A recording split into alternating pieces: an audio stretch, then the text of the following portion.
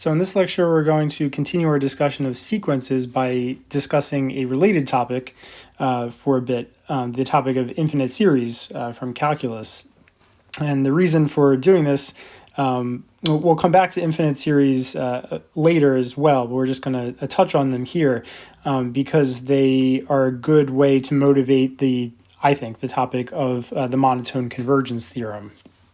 And then the monotone convergence theorem will serve as a motivation, or at least a preview of the Cauchy criterion for the convergence of sequences. Okay, so we're kind of taking this slight detour. We'll look at the connection between series and sequences, and thinking about series will motivate us to ask some questions about sequences, some further questions about sequences. So that's basically what's happening here. Okay, so I want to talk about series a bit, and to do that in the beginning, I want to make sure this is sort of properly motivated in a way. You shouldn't feel that, I don't want you to feel that series are just some sort of pie in the sky abstraction that mathematicians like to annoy students with or something, because they really have arisen quite naturally throughout the ages. In cultures that are much older than ours. So, so series go at least back to Archimedes in the 3rd century BC. And they just, for him, just came from a simple geometric consideration. It was interested in sort of determining the area under a parabola like this. So if you just, of course, they didn't have algebraic notation like this, so it wouldn't have been written like this. Is a bit anachronistic, but if you consider the parabola y equals 1 minus x squared and ask what the area between the x-axis and that curve is, Archimedes' approach was to inscribe a big triangle like this, and so note that then the area under this parabola has to be bigger than 1, and then inside that triangle, if you go halfway between 0 and 1 here, and halfway between -1 and 0, and put a dot, right? So you put a vertex, a new vertex for a triangle on your parabola above those points. You make those two triangles. You can compute the sum of the areas of those triangles is 1/4.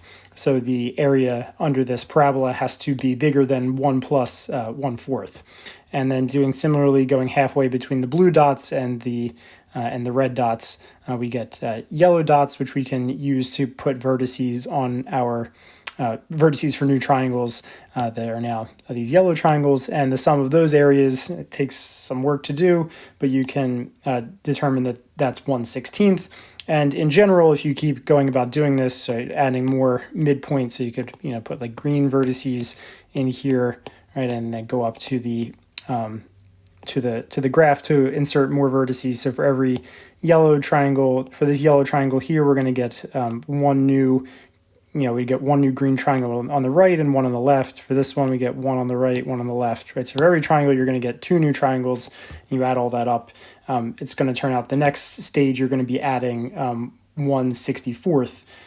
So in this S4, you would have the red triangle, the blue, the yellow, and then a green one, which has area 1/64th, a bunch of green triangles. So the area under this parabola has to exceed that as well. And in general, at the nth stage of this, okay, so it's stage n, you have an area that looks like this. Just the sum 1, basically 1 over powers of 4, right? 1 over 4 to the 0 power, 1 over 4 to the 1, up through 1 over 4 to the n. And Archimedes was able to determine that this is what we write 4/3 minus 1/3 times 1 over 4 to the n. And using this formula and some geometric considerations, he was able to show that the area can't exceed or subsede 4/3 by any amount. So essentially, the Greeks had some aversion to thinking about infinity, had some cautions about that. So the idea that, so I don't know if Archimedes would have said that the area under this thing is 4/3, in the sense that these triangles never really kind of exhaust this entire region, right? They didn't think about sort of inscribing infinitely many triangles. The idea of infinitely many triangles would have been a little bit foreign to them. But Archimedes, in any case, showed that the area can't be anything other than 4/3. It has to be any. It can't be any number bigger than 4/3, and it can't be any number less than 4/3. So essentially, in a way, what Archimedes showed is that if you consider, right, so this again, sort of modern interpretation of this, but if you consider any interval around 4/3, like 4/3 minus epsilon, 4/3 plus epsilon,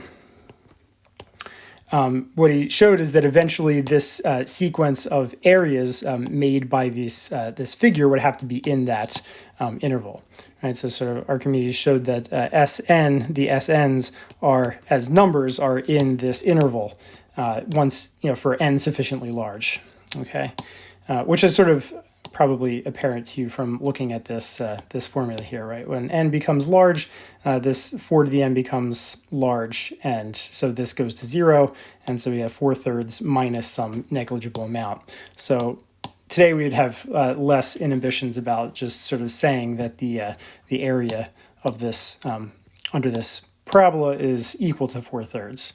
Okay, so Archimedes had, in a way, once you translate it into our modern language, had a very robust and precise sense of this limit concept in a way, just not formulated with the modern sensibility that we have.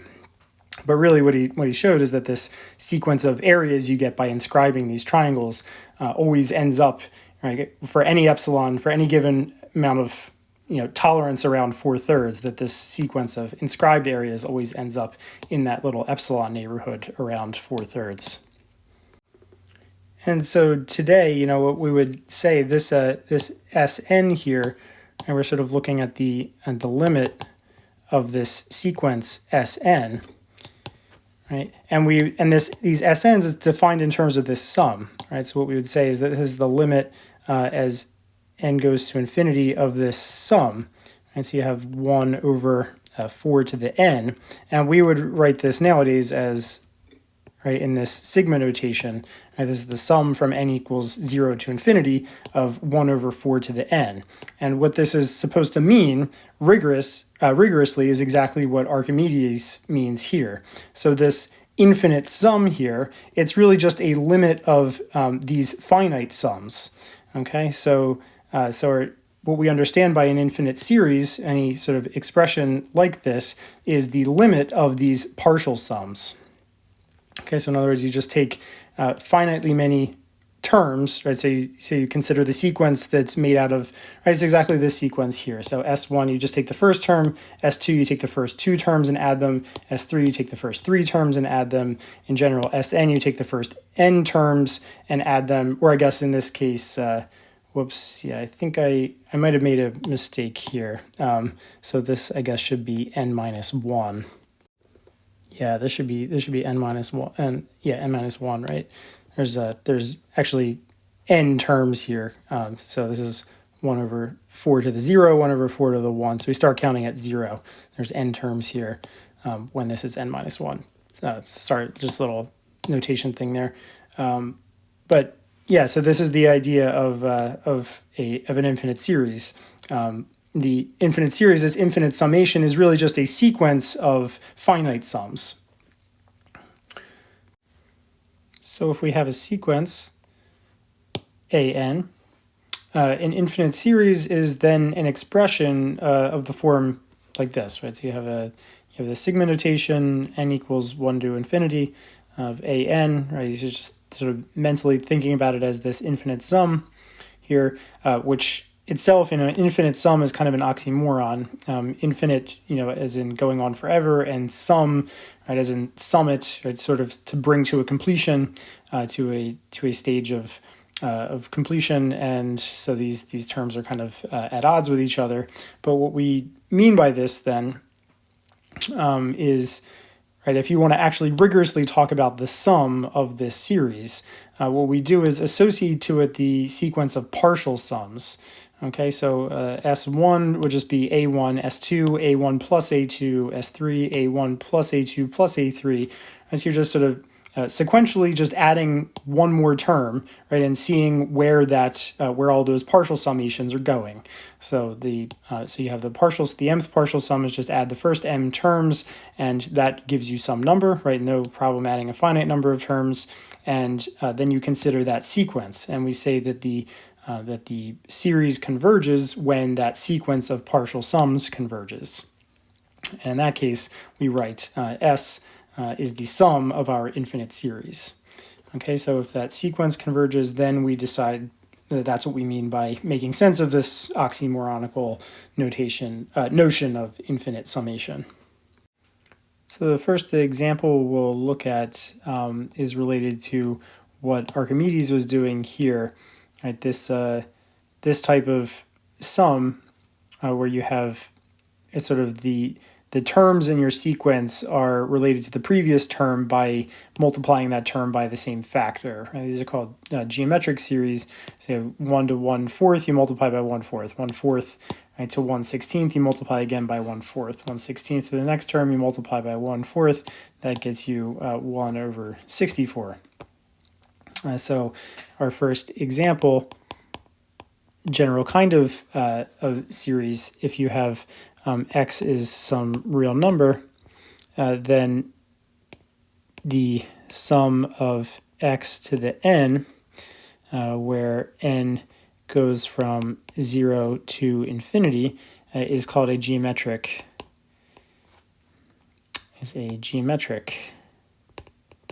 series.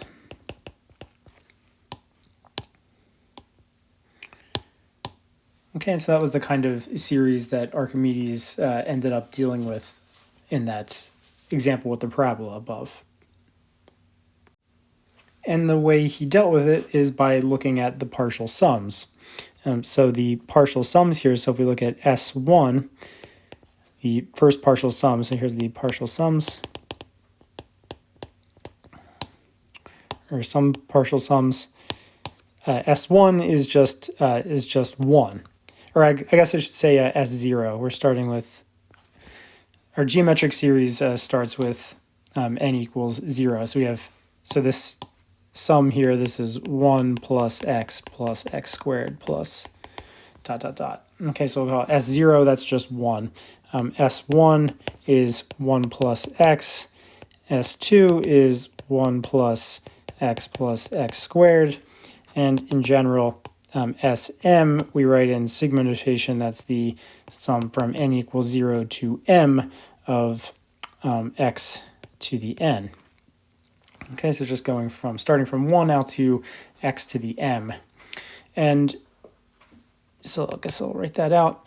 And we actually, in the, I think, second lecture, when we were talking about preliminary material, I proved an identity by induction, which is useful here, which is that this finite sum here, so the identity I proved, so here's the identity. All right, well, let me say a relevant identity.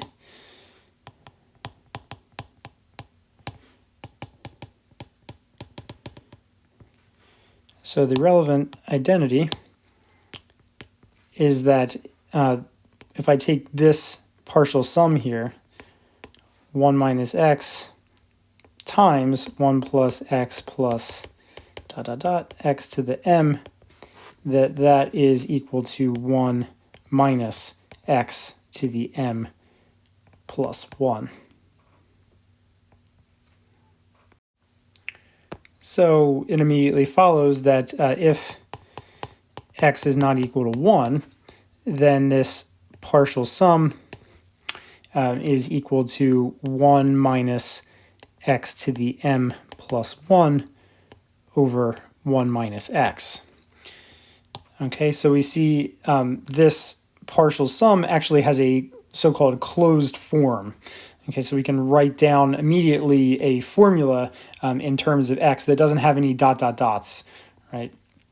So we can actually straightforwardly compute this by plugging into some function. So that's what we mean by having a closed form. And of course, if x is equal to 1, then Sm is m plus 1. right? We have m plus 1 terms here because we're starting our count at 0. Okay, so those are the partial sums in each case. And so now we can use these partial sums to deduce when this geometric series converges. So the case on x equals 1 is easy. The partial sums are just m plus 1. And of course, this is an unbounded sequence, right? And we know that convergent sequences are bounded. So if this is unbounded, this must be not convergent, right? So we have, so it diverges. So our geometric series diverges when x is equal to 1. And then if x is not equal to 1, we have to look at this here. And the action, the m, right, we're looking at m as m becomes progressively larger. That's all here, right? So we're just taking x to higher and higher powers. And what ends up happening is, you probably know that taking higher and higher powers of some number, there's qualitatively different behavior when x has absolute value less than 1 versus when it has absolute value greater than 1. And so if this x is some number which is less than 1 in absolute value, high powers of it should be going to 0, right? So in that case, these partial sums would converge to 1 over 1 minus x. While if the absolute value of x is greater than 1, then this x to the m plus 1 is going to be getting larger and larger. You'd expect this to be unbounded. And so the partial sums would not converge. Partial sums would be unbounded, so the sequence does not converge. And so we would expect divergence in that case. And then the only other case that we didn't look at is when the absolute value of x is equal to 1, there being two cases, x equal to 1 we already discussed, and then x equals minus 1 we can look at separately. That's just an alternating sequence of ones and zeros, and that is easily seen to diverge. So then we have the following result. Okay, so the theorem is that the geometric series converges if and only if the absolute value of this multiplier here, x, is less than 1. Okay, this ratio of each term to the previous term is less than 1. And this theorem is going to depend on just the way I was discussing on looking at the partial sums, right? Because convergence just means the convergence of this sequence. So we have to look at this sequence here. And as I was saying, we need to know that when x is less than 1, that high powers of x are going to 0, right? Are becoming close to 0. And that when x, the absolute value of x is greater than 1, that high powers of it are becoming unbounded. And that is something that we kind of know from our experience with elementary mathematics, kind of just a familiar intuition about the real numbers, but that's not something that we've proved up to this point. So I'd like to provide an elementary proof of that. It really just uses the completeness axiom. So this gives me a chance to review the completeness axiom and prove something that's quote unquote obvious, and show that how that comes out of the axioms of the real numbers. So I think that's probably a useful exercise in bolstering your feeling for the axioms of the real numbers and where these elementary facts about numbers come from. Okay, so the lemma is the following. If we have a positive number which is between 0 and 1 and some other positive number, we can always take a sufficiently high power of this one and make it smaller than y, right? So you should be imagining y can be as small as you want and positive. X can be as close to 1 as you want, but as long as it's less than 1, but we can then find a high power of x that is less than y. Okay, so that should be sort of intuitive from your experiences in mathematics to this point, and then the second one is sort of it follows directly from this by just sort of inverting everything. But if x is bigger than 1 and you have some positive number, now you should think about y being very large, right? If you take x bigger than 1, even if it's very, very close to 1, you can find some high power of that x that exceeds this y, even if this y is extremely large. Okay, so the basic intuition here is starting with, so we have 0 is less than x is less than 1. If we multiply this through by x, right, you get 0 is less than x squared is less than x, and then combining this with this, right, we can just tack on the less than 1 here.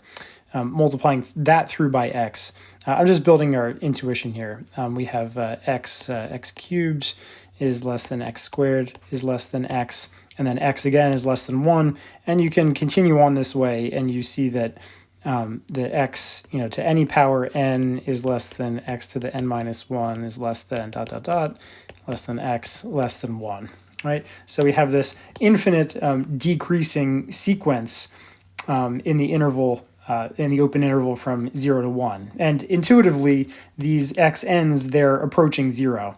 Right, so in other words, if we consider the set of all of the x to the n's, their infimum, the greatest lower bound of that set is 0.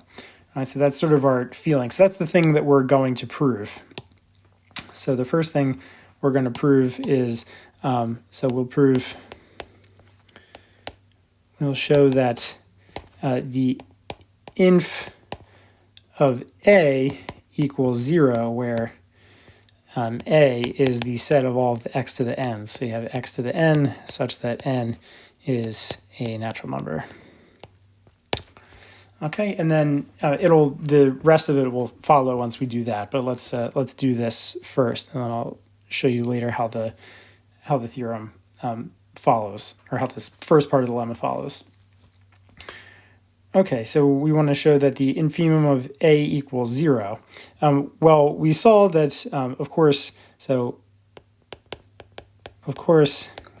0 itself, right, all the xn's, as we saw, right, you just multiply this 0 less than x by x to the n minus 1, and you get 0 is less than x to the n for any n. So 0 is a lower bound for A. I haven't used this notation in a while, but I just sort of made this notation up to mean this number is a lower bound for A. Okay, so of course 0 is a lower bound for A. And we want to show that 0, okay, so A is bounded below. Okay, so A is bounded below. And thus has a greatest lower bound. So greatest lower bound, let's say beta is equal to the infimum of A. And you had a homework exercise that showed, right, our completeness axiom is that sets that are bounded above have least upper bounds, but that implies that sets that are bounded below has greatest lower bounds. Okay, so this really just follows from the completeness axiom. Right, so we have a greatest lower bound, and what we want to show, we want to claim is that this beta is equal to 0. And the idea for how to show that this is 0 is actually kind of clever. It takes a little bit maybe of experimentation to figure out, but sort of the idea is that you, I don't know, here's 0, and you have all of these, so let's say that's 0, and this is 1, and then you have your x, right, and then x squared is here, and x cubed is here, and x to the 4th, x to the 5th, x to the 6th, and you keep doing this, right, and this kind of goes on forever, and let's say the inf, which is this beta, let's say that, I don't know, picturing it, maybe it doesn't land at 0, right, so you have this, you have all these x to the n's kind of infinitely close to this beta here, like that. Okay, so you have this kind of, I don't know, and then it keeps going all the way down there to that beta. Yeah, so the idea here is that this beta is the greatest lower bound. We'll actually be able to show that there's something which should seem like it's bigger than beta, which is also a lower bound. Okay, but so basically what we're going to show is that, so we having this beta, we're going to construct another number, gamma, which is bigger than or equal to beta. on its face, but is also a lower bound of this A. But beta is supposed to be the greatest lower bound, so that must mean that gamma and beta are equal, and we'll be able to deduce from that that beta is equal to 0. Because this gamma here, what you can take for that gamma is you can take your beta and multiply it by 1 over x. So you can take 1 over x, which is bigger than 1, remember, and multiply that by beta.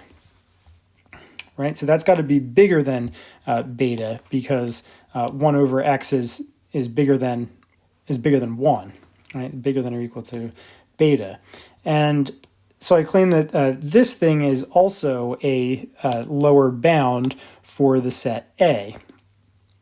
And the reason for that is, so basically you have this, that beta is less than or equal to x to the n.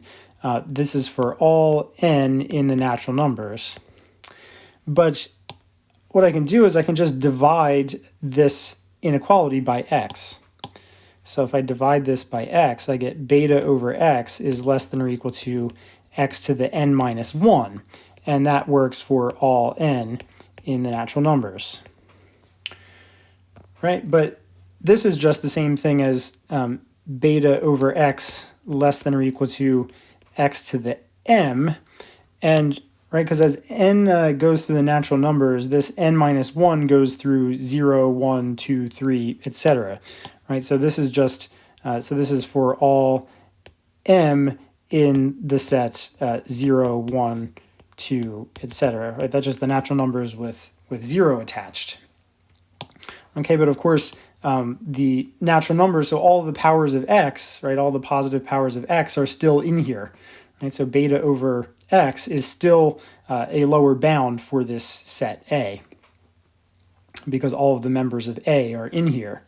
Okay, so that shows you that beta over x is a lower bound, and it's bigger than or equal to beta, right? So that's going to be a contradiction unless it's going to be a contradiction to the fact that beta is the greatest lower bound unless beta over x is equal to beta. And so we must have beta over x equal to beta, and then just rearranging that, that says that beta times 1 minus x is equal to 0. But x here is less than 0, right? Or sorry, x here is less than 1. It's between 0 and 1. It's not 1, so that is going to imply that beta is equal to 0. Okay, so basically, the funny thing about this set of powers of x is that if you translate it to the right, so if you translate it to the right, that is, if you multiply by 1 over x, all of this infinite amount of powers of x here, they sort of don't move. Right? So you can kind of translate all of these powers of x with a 1 over x, multiplication by 1 over x to the right. That moves this beta to the right, to beta over x, but actually that 1 over x multiplication doesn't move these things at all, because there's an infinite number of things down here, so you're not really translating that infinite number of things. So that's kind of the weird way in which this proof is working. It's sort of by translating this set of all of the x to the n's, you're actually not moving it, so you can kind of use that to your advantage. So that's the basic outline of the argument, which I will write down here. So we have A is bounded below, and thus has a greatest lower bound beta. Okay, so from the fact that beta is less than or equal to x to the n for all n in the natural numbers, we find that beta over x is less than or equal to x to the n minus 1 for all n in the natural numbers. But this means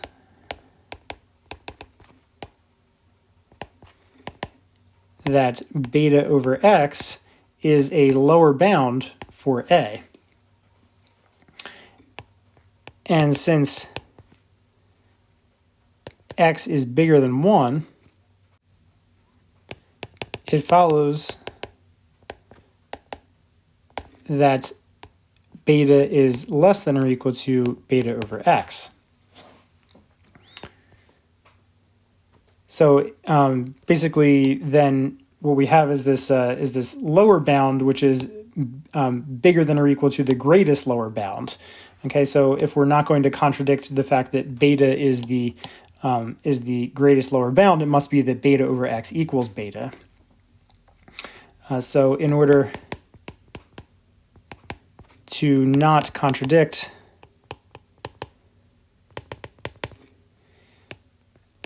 beta being the greatest lower bound of A, it must be that beta is equal to beta over x, i.e. that beta times 1 minus x is equal to 0. Since x is not equal to 1, this implies that beta is equal to 0. This yields beta equal to 0. Okay, so thus the inf of A is equal to 0. And so now we go to remember what we were actually trying to prove. We're trying to say that some power of x is less than this y, which is greater than 0. Right? So the fact that the inf of all of the x to the n's is equal to 0 means that these x to the n should be getting arbitrarily close to 0, right? So we should be able to sneak past this y, which is strictly greater than 0. Okay, so since y is bigger than 0 and 0 is the inf of the set of all the x to the n's, that means that, right, so y is bigger than the greatest lower bound. So that means that y is not a lower bound for the set. We see that y is not a lower bound for the set of all the powers of x. Thus, there is an x to the n in A such that x to the n is less than y. And then, in fact, and maybe I'll say capital N, x to the capital N. And then, in fact, x, right, as we saw above, x to the n. So let me say it this way. In fact, if n is bigger than or equal to this n, then x to the little n is strictly less than x to the big N. And that is less than y. Right, so we get an infinite number of elements of this set, right? So after some point, after some capital N, all the x to the n's are less than y.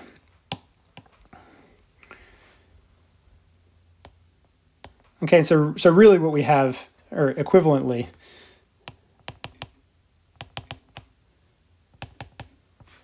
the sequence of x to the n's is approaching 0. Right, so really what we're just proving here, so sort of all these statements are equivalent.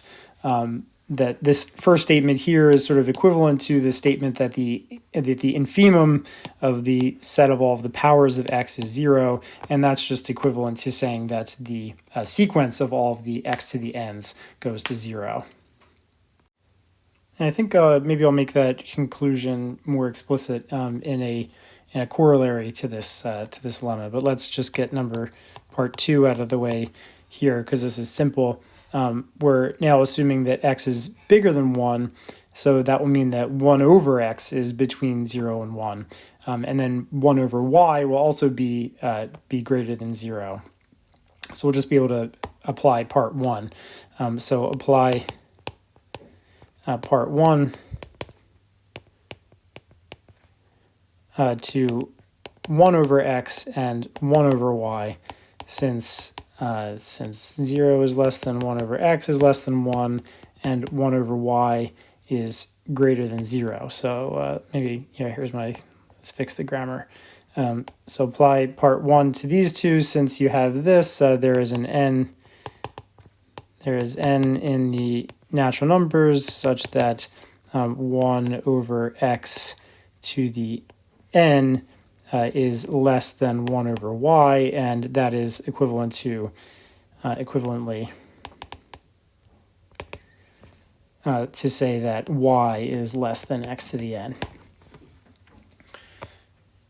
Okay, so I'll just make a corollary that that says these two things in terms of limits, and then that'll be an easy corollary to apply to our study of geometric series. So the corollary is just each part corresponding to the part above, that if you have some real number whose absolute value is less than 1, then the powers of that x converge to 0. If the absolute value is greater than 1, then that sequence of powers diverges.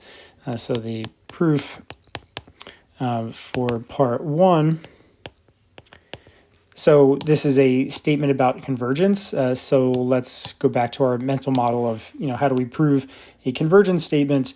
Well, we're going to be challenged with an epsilon, so let epsilon greater than 0 be given. And then what we have to do is make the absolute value of x to the n, the difference between that and 0, we have to make that less than epsilon. And this is absolute value of x to the n, right? And the absolute value of x is a non-negative number, so we should be able to, we'll be able to find an n such that this absolute value of x to the n is less than whatever target. Right, so with epsilon greater than 0 given, by 1 of the lemma, we can find big N in the natural numbers such that the absolute value of x to the big N is less than epsilon. So then if little n is bigger than or equal to that big N, we have the absolute value of x to the big N is less than or equal to absolute value of x to the capital N, and that is strictly less than epsilon. Right. Yeah, so the less than or equal, this is actually strictly less than when x is not 0. The equal is only for when x is equal to 0. When x could be equal to 0 in here. So we have that. So thus when little n is bigger than or equal to this big N, the distance between x to the n and 0 is just equal to the absolute value of x to the n, which is the absolute value of x to the n, and that is less than epsilon. So that establishes the convergence of that series. Sorry, sequence, not series. And then in number 2 here, we want to say that this x to the n diverges, and we'll do that by showing that the sequence is unbounded. It suffices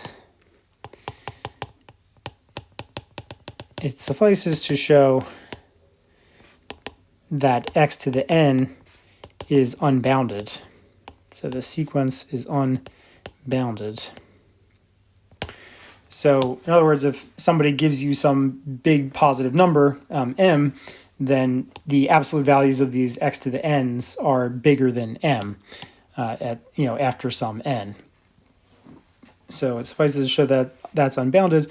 Let m bigger than 0 be given. Then the lemma shows we can find a natural number such that the absolute value of x to the big N is bigger than that m.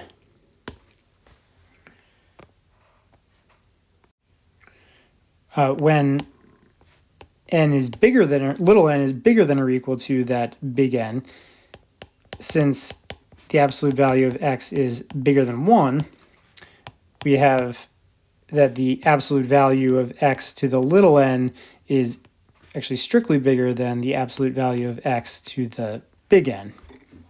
And that's still going to be bigger than m.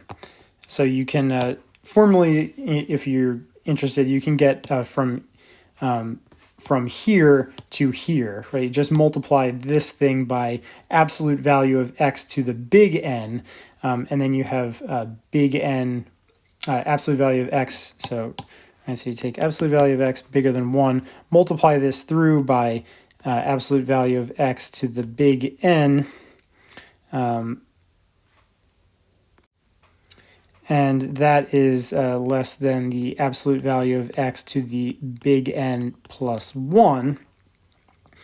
And actually, I guess you only have this when your little n is strictly bigger than that big N. All right, so I mean, when little n is bigger than, or is the same as big N, then you don't have absolute value of x to the little n is strictly bigger than absolute value of x to the big N, of course. But as soon as little n is strictly bigger than than big N, right? So you see that you see this, and you can just sort of keep iterating this arguments. Right. So if you take now. You take this and you multiply this inequality by absolute value of x to the n plus 1, then what you're going to find is that this is less than absolute value of x to the n plus 2. And you multiply this by absolute value of x to the n plus 2, you're going to find that this is less than absolute value of x to the n plus 3, and so on. Okay, so inductively, you're going to be able to establish that that you have this inequality. Okay, so this just says,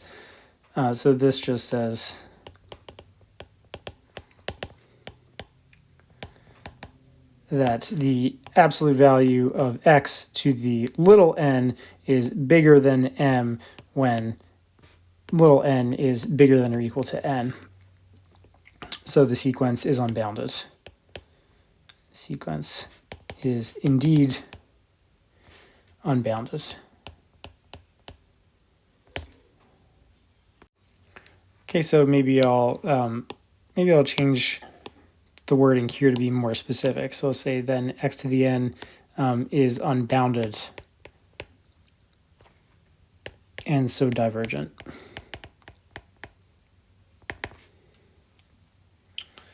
Okay, now we want to go back to what the original goal was which was looking at the geometric series. So we'll use these facts that we've established to establish the convergence of the geometric series. Okay, so we'll show that the geometric series, when absolute value of x is less than 1, it's going to converge to 1 over 1 minus x, right? Because this x to the m plus 1, that's going to go to 0. Right, and then we'll just show that the partial sums are unbounded in the other cases, and so thereby divergent. Okay, so for the proof here, we have an A if and only if B type statement. We're going to show the B implies A directly, and we're going to show that not B implies not A, because this is just equivalent to A implies B. Okay, so in other words, we're going to take absolute value of x less than 1, and then we're going to take absolute value of x bigger than or equal to 1, and in the first case show convergent, in the second case show divergent, and that shows the if and only if. Okay, so assume that the absolute value of x is less than 1. Right, so we know that the partial sums, the mth partial sum is S sub m equals 1 minus x to the m plus 1 over 1 minus x. Right, and this is equal to 1 over 1 minus x, and then minus 1 over 1 minus x times x to the m plus 1. Maybe I can write that as, so I'll write it this way. We'll put that x in the numerator here. So the point is, we've already shown that this x to the m, since absolute value of x is less than 0, that this sequence here of the x to the m's goes to 0. Okay, so we'll just be able to use the algebraic limit theorem. So by the algebraic limit theorem, and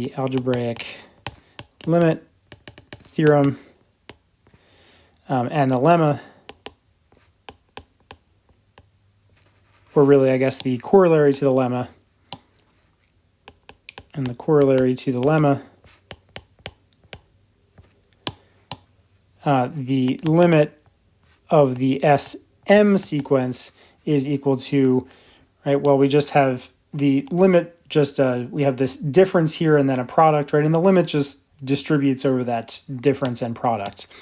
So this is just equal to 1 over 1 minus x over 1 minus x times the limit of the x to the m sequence, but we know that this is 0, right? So this is 1 over 1 minus x over 1 minus x times 0, and so that's just 1 over 1 minus x.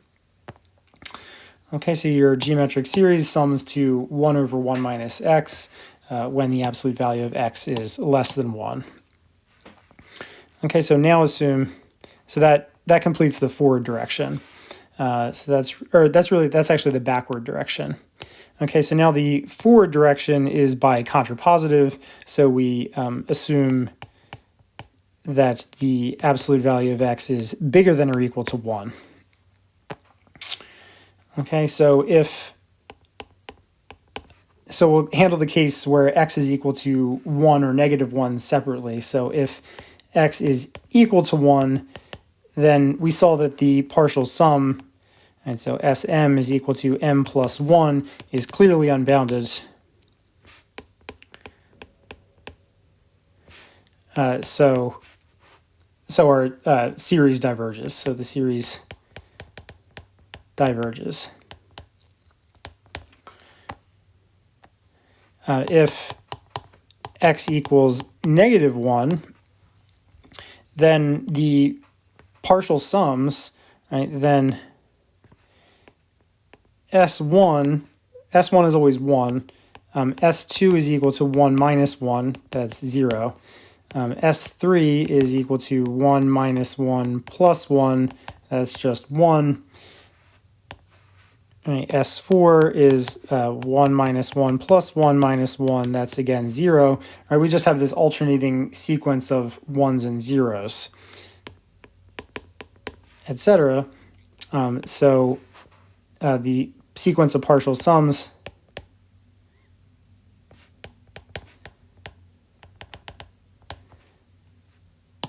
alternates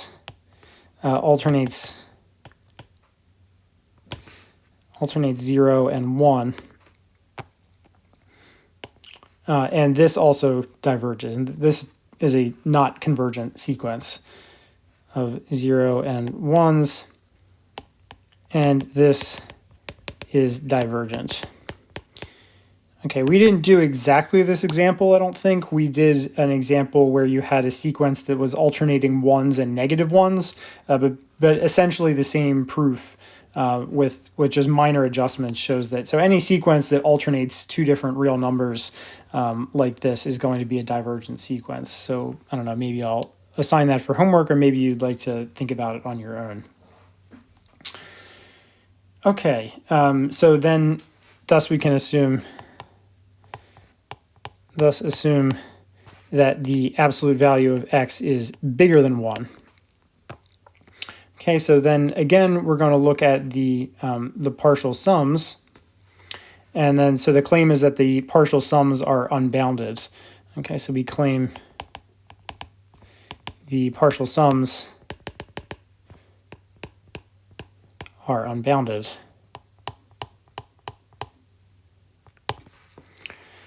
Also, the partial sum, Sm, is equal to 1 minus x to the m plus 1 over 1 minus x. And so if we look at the absolute value of this, that's the absolute value of this over the absolute value of this. And we want to say this is bigger than or equal to something, right? So the simplest way to do that is to use the reverse triangle inequality in the top. So we have the absolute value of 1, which is just 1, minus the absolute value of the other thing, and then that all over 1 minus x. But of course, the absolute value of x to this power, since that's bigger than 1, this thing is bigger than 1, and so that absolute value there, this is just absolute value of x to the m plus 1 minus 1. Right? We know this quantity is positive, so that's what the absolute value of that thing is, over 1 minus x. Excuse me, I should have an absolute value here. Absolute value, absolute value. And so what we want is for this to be bigger than any given m, right? So we can kind of solve this in a way. So if we just multiply through by that absolute value of 1 minus x and then add 1, what we want is absolute value of x to the m plus 1 to be bigger than m times absolute value of 1 minus x plus 1. All right, so this will just be some, right, our x is given to us, so we'll be able to compute this m times absolute value thing plus 1. This is just some number, right, some positive number. So of course this is bigger than 0, and so by the lemma, or by the so we know that our sequence here, this absolute value of x to a power is unbounded, so we can pick some m such that this absolute value of x to it is bigger than any given number here. So if we let m greater than 0 be given, and then choose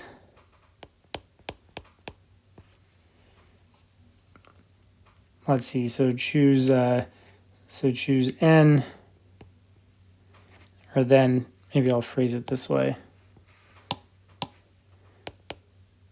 Then there is an n such that when little m is bigger than or equal to n, I guess I'm going to have to do this computation again. I'm kind of running out of room here.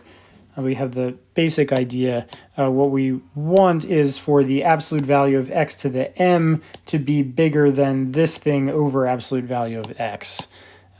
So such that when that, we have that the absolute value of x to the m is bigger than m times absolute value 1 minus x plus 1 over absolute value of x.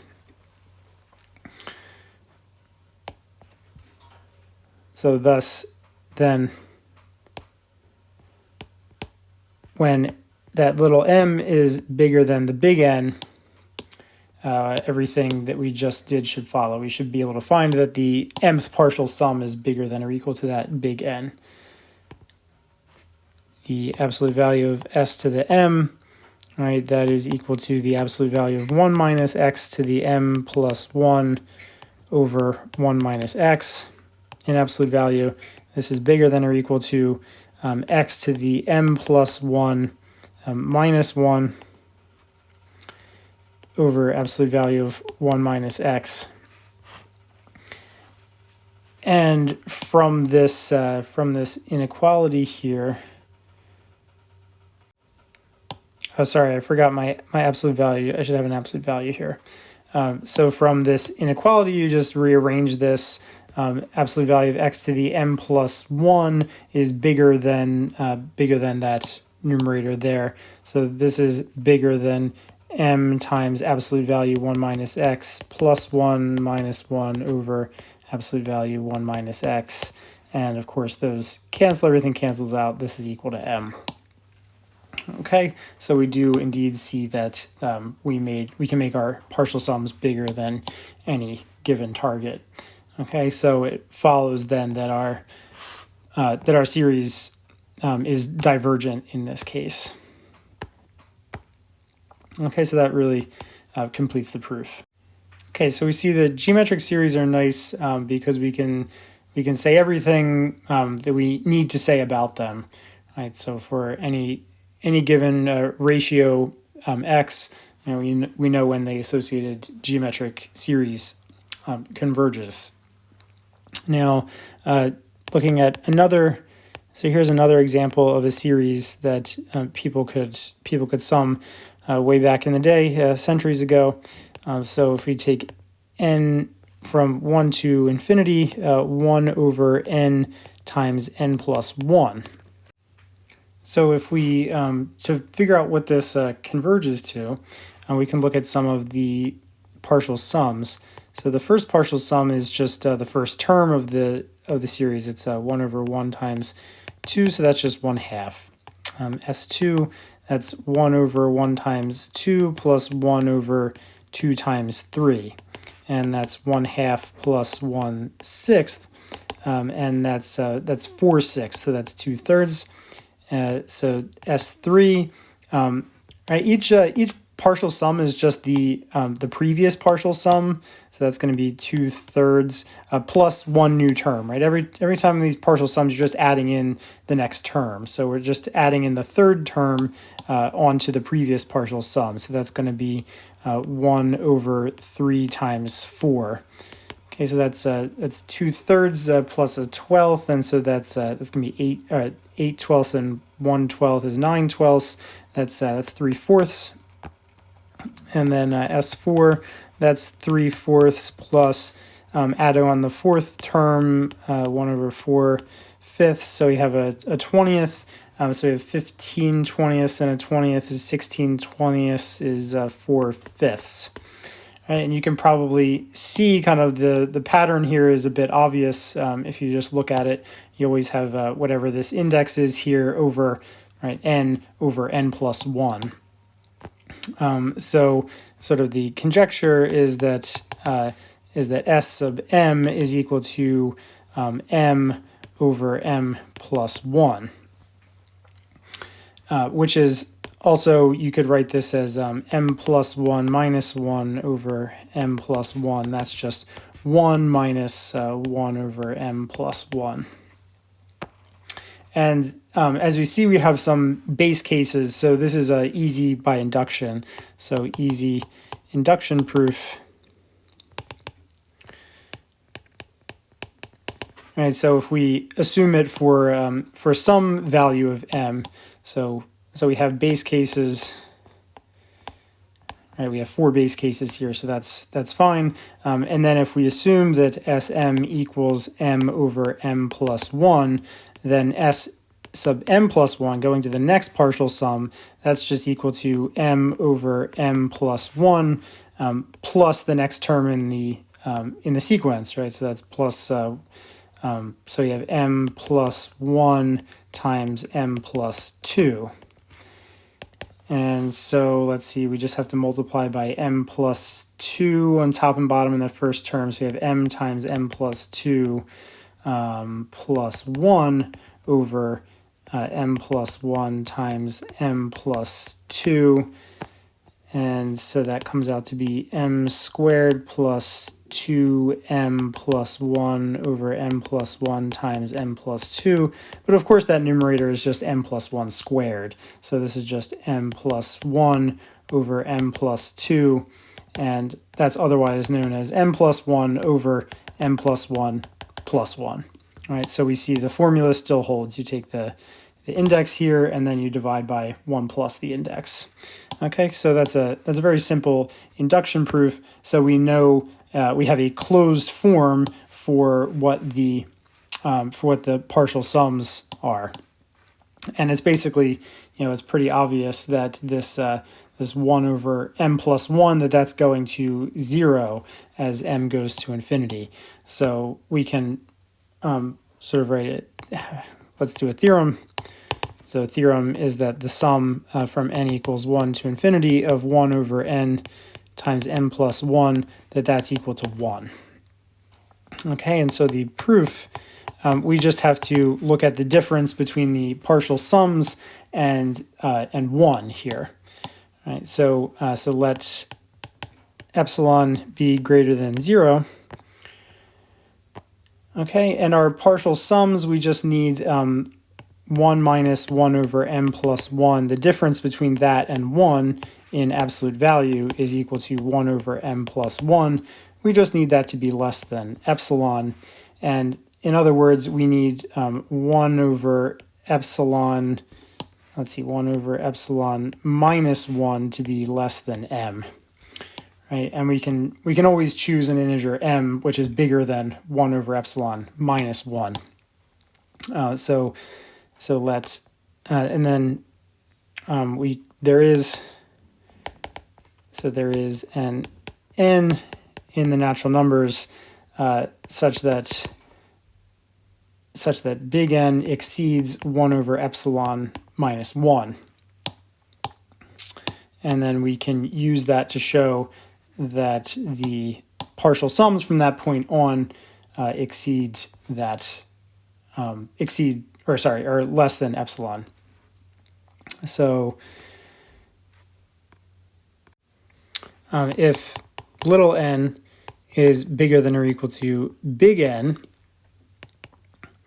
then the distance between the partial sum and 1, well, that partial sum, as we said above, is just 1 minus 1 over n plus 1.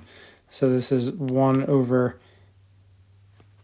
so that's just the absolute value of 1 over n plus 1, which is just 1 over n plus 1. And 1 over n plus 1, that's less than or equal to 1 over big N plus 1. And big N, so this is going to be less than 1 over epsilon minus 1 plus 1, which is just equal to epsilon. Okay, so that establishes rigorously that result. Okay, so we see another series that we can actually find the sum of. And I guess I should just say in passing, another way to do this, other than the induction proof I just did, is to notice that 1 over n times n plus 1 is equal to 1 over n minus 1 over n plus 1. So each of these terms you can write like this, and then when you sum up a bunch of them, you get this telescoping sum. So the minus here sort of cancels with, when you add in the next term, the n plus 1 term, the next thing in the sequence, you add that in, this minus cancels with the plus in that one, and you keep getting this cascading cancellation. And so you can also compute the partial sums that way. Okay, so this is the case for so far we've seen two series. So like if you have an x, right, between 0 and 1, say, you have this geometric series x to the n, right, n equals 0 to infinity. We know that's 1 over 1 minus x, and we have this this other situation where we have the sum n equals 1 to infinity of 1 over n times n plus 1 equals 1, and we were able to figure out these sums because we could write down the partial sums explicitly in a closed form, and then deduce the limit. But in general, it's quite difficult to figure out what the limit of the partial sums, or what this infinite series is summing to, even if it is converging. So for example, what is the sum? What is the sum? N equals 1 to infinity of 1 over n squared. So I guess the sort of dual question is this a convergent series? And if it does converge, what does it converge to? well, this is a famous problem, became known as the Basil problem, for the region in Switzerland, where it was written about, and it immediately made Euler famous when he figured out, when he was able to come up with a demonstration for the value of this series. So the series, it turns out, sums to pi squared over 6, which is not at all easy to see. And Euler didn't do this by finding a closed form for the partial sums. So the way of establishing the limit of this series is more difficult. So it might not always be the case that for some given infinite series, you're able to write down the partial sums and then deduce what the limit is. So even though we have this definition of the limit of of this infinite series being the limit of the partial sums, that's not always a useful way of determining what the limit is, because you might not be able to say what the partial sums are in a closed form. And so that leads to the and then this leads us to the monotone convergence theorem, essentially. Because conceptually, let's say, so what do we have here? So let's think about the simplest possible case. We have a series and it has non-negative terms in it, right? So we're considering the sum of these ANs, where AN is greater than or equal to 0. And so if we visualize the partial sums, right, we have, say, A1, right, that's equal to that's the first partial sum, right, that's equal to S1. And then the second partial sum, S2, that's going to be A1 plus A2, right? So since A2 and A2 is greater than or equal to 0, right, then this goes strictly to the right. And then A3, when we add A3 in, we get the third partial sum. We add A4 in, we get the fourth partial sum. We add A5 in, we get the fifth partial sum. We just have this sequence, right? So the sequence of partial sums is just this sequence which is marching continuously to the right, right? It just keeps moving further and further to the right. And so it seems like if you have a sequence that's moving further and further to the right here, the only way this could possibly diverge is if the sequence just is unbounded, just keeps going further and further right, breaking any possible bound that you might put on it. But if you were to put a bound on this sequence, right? So if we knew that the partial sums of our series were bounded, then that wouldn't be able to happen, right? This march rightward would have to kind of slow down at some point. So we could get closer, but then at some point you have to get sort of slow down and approach some limit there. So what we have here in the case of a series of non-negative terms like this is we get the associated series of partial sums, which is this increasing sequence. And what we can say is that if you have this increasing sequence and it's bounded, then it must approach a limit. Okay, so basically the only way you have an increasing sequence like this and it's not convergent is if it's unbounded. Okay, so that really gives us a way of talking about convergent sequences in terms of this much simpler concept of whether it's bounded. Okay, and so this increasing sequence here is called a monotone sequence. Okay, so this is so moving always to the right, that's monotone, and also you'd have a similar concept moving always to the left. Okay, so so this monotone convergence theorem, what it's good for is that it assures you when you have some sequence, like for example the partial sums of some mysterious series, it assures you when you have a limit, even if you can't discern what the limit is. Okay, so the monotone convergence theorem is going to tell us that this series here has a limit, even though we're not really sure what the limit is. All right, so this is often the case when you have a sequence, so like the sequence of partial sums of a series like this, is that it might be hard to say what the limit of that sequence is. So you'd like to be able to assert that the limit exists without knowing what the limit is ahead of time, because it might be hard to figure out what the limit is. So this is what we're driving towards the Cauchy criterion is the ultimate theorem of this nature. So the Cauchy criterion tells you when you have a how to tell when a sequence is convergent without actually knowing what the limit is. So this is a simpler, easier to understand version of this, the monotone convergence theorem. Okay, so the monotone convergence theorem. Okay, so first of all, a sequence is increasing if subsequent terms are always moving to the right, and decreasing if subsequent terms are always moving to the left. And then a sequence is monotone if it's either increasing or decreasing. Okay, so the monotone convergence theorem says that a monotone sequence, so an either an increasing or decreasing sequence, is convergent if and only if it is bounded. Okay, so what this theorem does for you, and so to know that a sequence is convergent, by definition, you have to be able to say what it converges to, right? You have to have some number in mind that it's converging to in order to run through the proof that it's convergent. So you need to exhibit a limit in order to prove that a sequence is convergent. But the monotone convergence theorem says, well, you don't have to do that in this case. If you know your sequence is monotone and it's bounded, right? So all you have to do beyond knowing that it's monotone is check that it's bounded, and then you're guaranteed that it converges even if you don't know what the limit is. Okay, so that's the utility of the monotone convergence theorem, and the ultimate theorem that we're driving towards, as I said, is the Cauchy criterion, which removes this hypothesis about being monotone, right? Most sequences aren't monotone, so this is only of limited utility, but it's driving in the right direction conceptually for us.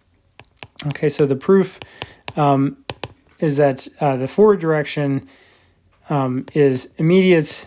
So this is immediate since any convergent sequence is bounded. Since any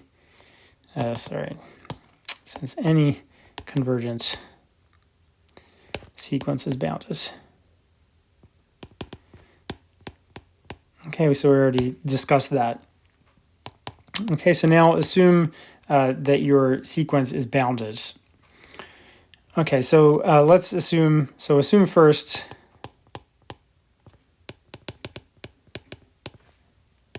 that so that our sequence is increasing, that the sequence AN is increasing.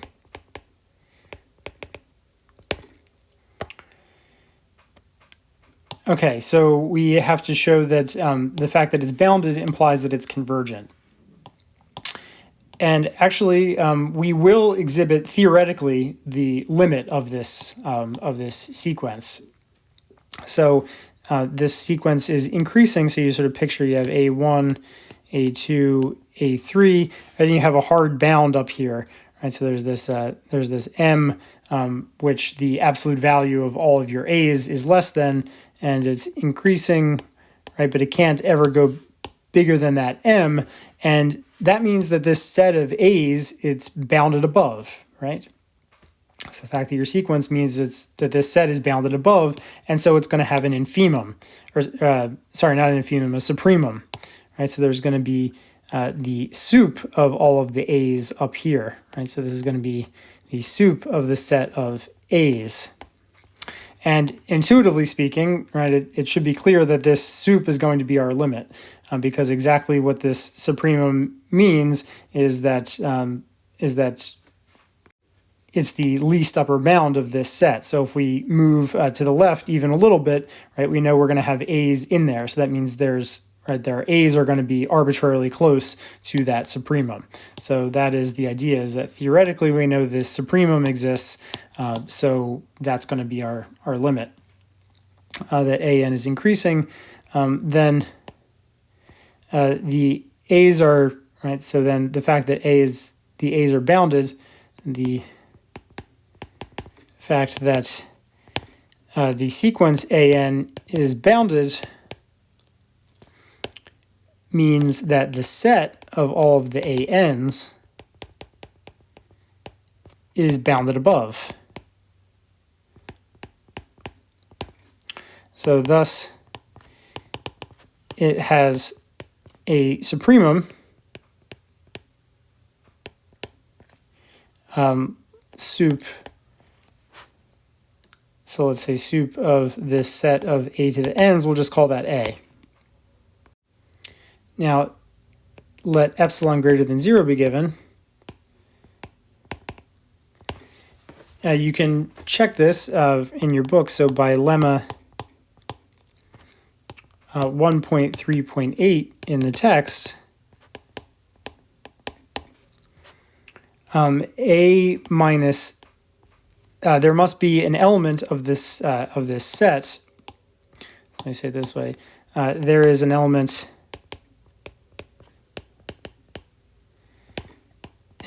of this set of ANs satisfying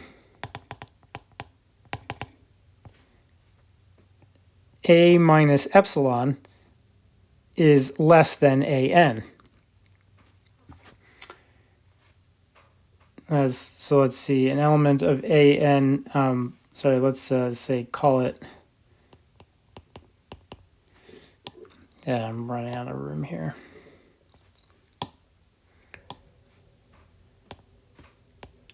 Say A sub n, capital N, satisfying A minus epsilon is less than A sub capital N.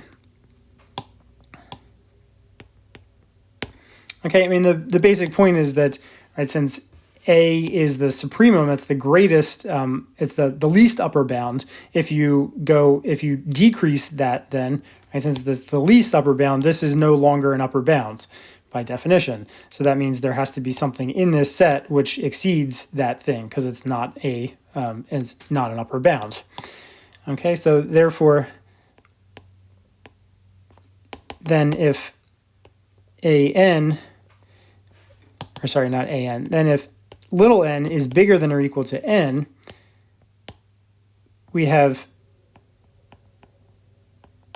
that the little an is bigger than or equal to the big an. So A minus epsilon is less than A little n as well. And since this A is a supremum of this set, right, we also have that this is less than or equal to A. Okay, and of course A is less than A plus epsilon. Okay, so what this tells you is that the distance between AN and A is less than epsilon. So therefore, the distance between AN and A is less than epsilon when n is bigger than or equal to n. And this proves that the limit of the ANs is A. Okay, so technically that's the increasing case, but the decreasing case is going to follow from the increasing case. So if AN is decreasing, then negative AN, the sequence of negative A's, is increasing. Okay, and since this sequence is bounded, the ANs is bounded if and only if the minus ANs is bounded, because the bound is determined by the it's just in terms of the absolute values of the A's, and the minus doesn't change that. Then that is increasing and bounded. So minus AN converges to some B, and therefore AN converges to negative B.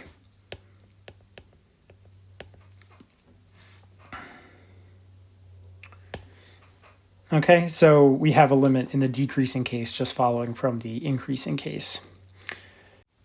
All right, so just to summarize this lecture, I introduced you to series because series have a connection to sequences, right? It's the sequence of their partial sums. We've been talking about sequences, but especially I wanted to talk about series because when you have a series with positive terms, that furnishes a natural example of a monotone sequence.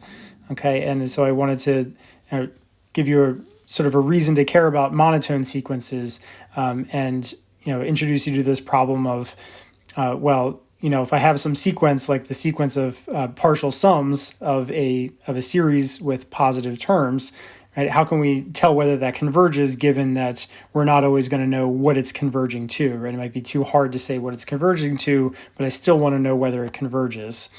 So the monotone convergence theorem is the first theorem in that sort of general vein. Okay, so I introduced you to series as a kind of way to build up to the monotone convergence theorem. We discussed generally some series, in particular the geometric series, which gave us a sort of longish digression. So we were able to review some stuff about the soup and some stuff about limits. And then I talked about another example, a simple example where we're able to establish the limit rigorously. And then we got into, more complicated series where you might not be able to tell what the limit is, and using that to motivate the monotone convergence theorem. Okay, so that's what we've done so far, and we'll pick it up there in the next lecture.